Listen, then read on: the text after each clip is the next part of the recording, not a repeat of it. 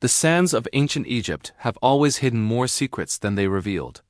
Beneath the blazing sun and the towering monuments, beyond the tales of gods and pharaohs, there existed a world ordinary people never saw, a world guarded fiercely by the priesthood. And at the heart of that hidden world stood the temple maidens. Most people imagine them as blessed servants of the gods, graceful, pure, elevated above the common world.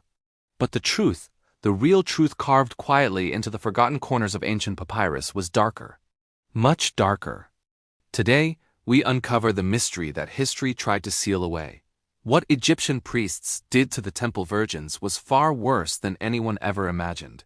But to understand the weight of their story, we must begin where it all started, at the gates of the temple. The temples of Egypt were not just buildings. They were entire worlds. Massive complexes with their own laws, their own rulers, and their own shadows. Outsiders were visitors. Priests were masters. But the maidens, they were property of the gods. At least that's what the priests told them. Chosen at young ages for their purity, their discipline, or simply because their families had no power to refuse, the maidens stepped through the colossal gates with innocence. What awaited them was nothing like the world they had known. The moment they crossed the threshold, their identities dissolved. Their old names were wiped from temple records. Their pasts, their families, their dreams gone. They became daughters of the sanctuary, a title that sounded sacred until you understood what it meant. Inside the temple, the world ran on secrecy. The priests controlled everything: food, time, rituals, knowledge. And they believed one thing above all else, that absolute obedience created divine order. And so they shaped the maidens' lives to serve one purpose: maintaining that order, no matter the cost. Speech was a privilege, and asking questions was an offense. The priests taught them that words could disrupt the harmony of the gods. So the maidens swallowed their fears, their doubts, their pain until silence became their second skin. Each day began hours before sunrise. The desert was black, the stars fading, and the temple still as a tomb. That was when the sound began. The staff of the high attendant tapping against ancient stone, echoing through endless corridors. It meant one thing: discipline. The maidens rose immediately. No complaints. No hesitation. The priests believed hesitation was a sign of impurity. Even a moment of weakness could bring the disfavor of the gods. At least that's what they insisted. The maidens' training was relentless. They practiced ritual movements for hours, standing perfectly still while holding offerings that grew heavier with time. They memorized hymns in a language far older than their grandparents' stories' words they often didn't understand. And the priests did not teach meaning. They only demanded precision. A mispronounced hymn meant hours of isolation. A faltering stance meant days of additional ritual practice. A moment of doubt meant the priests would summon them for spiritual correction. They claimed the maidens' thoughts influenced the fate of Egypt. Floods, droughts, plagues, royal misfortunes, all tied to the maidens' purity of spirit. Even a single unguarded thought could invite chaos, and so the girls lived in terror of their own minds. But the true darkness of temple life was not in punishments or rituals. It was in the role the maidens were forced to play. During major ceremonies, they were placed at the very center of the ritual, not because they were honored, but because they were symbolic. They represented cosmic balance, divine purity, the fragile line between order and disorder. The priests told them the world depended on them. They bore the weight of the kingdom without understanding why.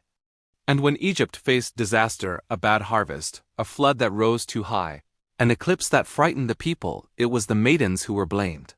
You must have faltered in your devotion. You have invited misfortune. You must atone. The priest's authority was absolute, and their judgments unquestionable. But what they imposed on the maidens was far more damaging than punishment. They stripped them of identity, of individuality, of humanity, all hidden behind the language of holiness. The maidens were taught never to think about life beyond the temple walls, never to dream of family or freedom, never to want something different. Desire, the priests claimed, led to impurity, impurity led to chaos, and chaos offended the gods. The temple was not a sanctuary, it was a world built on fear. But there was something even deeper, something almost no one outside the priesthood ever knew. The priests monitored the maidens not just in ritual but in spirit. They wanted control not only of actions but of thoughts. They separated friends who grew too close. They discouraged sisterhood. They insisted emotions made the maidens weak. The goal was simple: keep them isolated, keep them compliant, keep them spiritually dependent on the authority of the priesthood. And yet, despite the heavy chains of ritual and ideology, despite the silence forced upon them, the maidens found ways to whisper. Not aloud, that was too dangerous. But through small acts, shared glances, moments of comfort, quiet rebellion hidden in the way they supported each other when the priests weren't watching. The priests feared this more than anything, not impurity, not mistakes, they feared unity. Because unity created questions. And questions threatened the entire structure of temple power. One maiden, her name lost to history, was said to have asked the question that spread like fire among the others. If we serve the gods through purity, why do the gods not show us kindness? It was a forbidden thought, a dangerous thought. And once planted, it grew. Others began to wonder, why must fear guide devotion? Why is obedience valued more than understanding? Why does the temple demand our lives yet give nothing in return? These questions were whispered in the darkest hours of the night when even the priests rested. They were whispered while grinding grain, while preparing offerings, while waiting for the next ritual cue. And slowly the maidens began to understand something. The gods had not demanded their suffering. The priests had. The temple system, built over centuries, depended on control: emotional, mental, spiritual. The maidens were never free. They were instruments and rituals the priests used to maintain power, authority, and influence over the kingdom. And the most terrible truth? The world outside believed the maidens lived blessed lives. Even their families believed they were honored. But only within the sandstone walls did the shadow of truth stretch long. There were no chains around their wrists, no prisons, no violence, but the chains around their minds were far heavier.